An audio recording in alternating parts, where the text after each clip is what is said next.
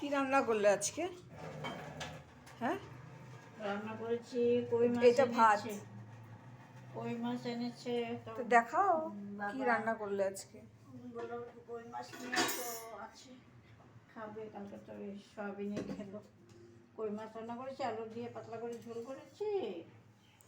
এটা কই মাছ। আর বিনস আলু ভাজা করেছি।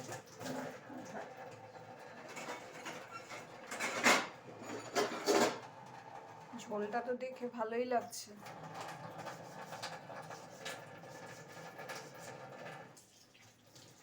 দেখাও। দাঁড়া, এই যে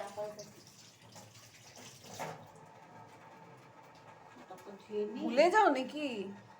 মাথাটা ধুয়ে নিই, তারপর হয় না। এই দেখো কই মাছ, একটু দেখাই যাচ্ছে।